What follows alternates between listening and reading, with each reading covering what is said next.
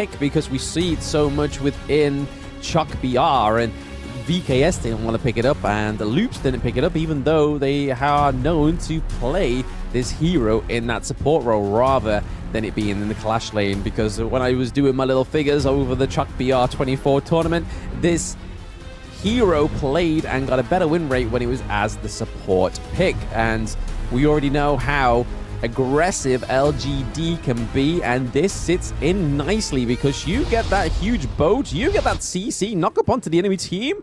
That is just as crucial as a Zhang Fei initiation or anything of the likes like a Lian Po engage as well. So not only do we have the potential brawl of the mid lane, which is already being changed up here because the mid lanes have swapped down to the farm lane because they don't want to be seeing an assassin going against assassin from the word go. They just aren't prepared for that amount of tit for tat.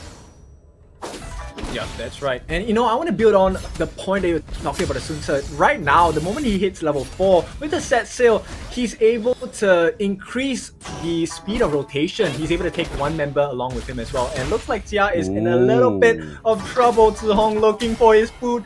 Will not get the last hit there, but he's still looking for more.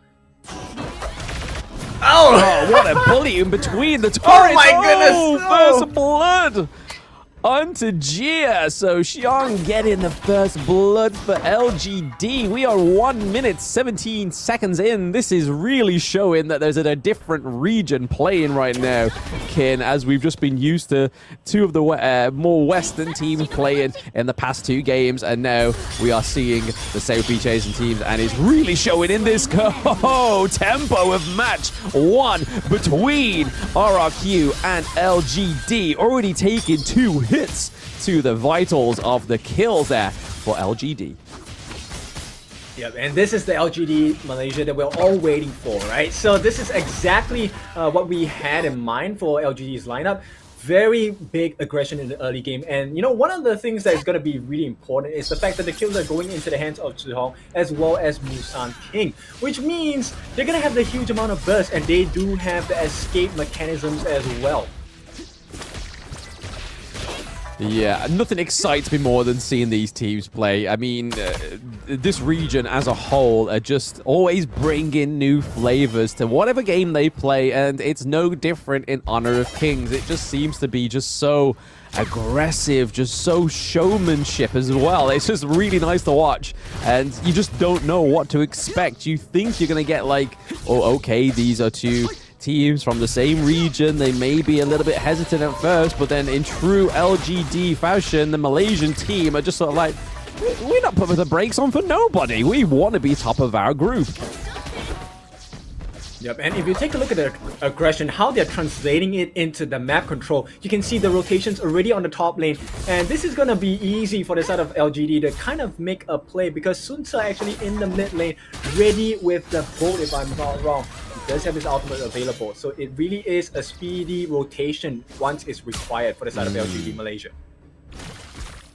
And obviously the beautiful Legend of the Dragon skin on the Sunseer as well, just really showing the true talent of the devs of Honor of Kings, really showing those really nice, pretty, beautiful skin lines that are currently out at Honor of Kings as well. But again, we are seeing a little bit of a stalemate here right now. We saw that early game aggression. Was that a little bit of a psych phase for the LGD? Just to be like, yeah, we're not going to take it easy on you. We're just going to show you that this early game may be a little bit slower than what we showed Impunity yesterday, but don't get it twisted. We are still here, and we're still going to be hyper aggressive, like we saw the Mai Shiranui get the first blood between tier 1 turret and tier 2 turret. I mean, we haven't even seen anything like that just as yet within Season 2, and LGD, once again, just bringing unlimited flavor for their team. Yep. While LGD have, you know, been very aggressive thus far, I think RRQ is matching up to their aggression quite well, right? And right off the bat, they will get the knockdown as well. It's going to be a 2 kills for nothing at the side of LGD Malaysia's hands, and this is going to be free reign for the map. Mid T1 being threatened at the same time. Structural damage imminent. Red team has destroyed a I feel like they tower. were waiting for you to say that, Kim, because, I mean, that was definitely not matched by the side of RRQ. I think they were caught red-handed. Those I'm like, oh, yeah, big up, Kim, for letting us to thinking we're holding our own, and they've just lost the second-tier turret in the mid lane, and the down 4 kills as well. LGD are definitely not holding any punches, and they're definitely not looking for a 4 best of 3. That is another takedown for Nightmare in the Clash lane, and there is a fresh minion wave up there into the Clash lane's first tier turret as well. We could see LGD go for the third turret. 6 minutes. This is absolute cinema. Yeah, exactly. And I think, you know what, this is a very Asian thing, right? The moment you praise someone, they kind of mess up the entire situation. So hey, it's not my fault. I'm just trying to build them up, right? So at this point, let's take a look at the itemizations they have.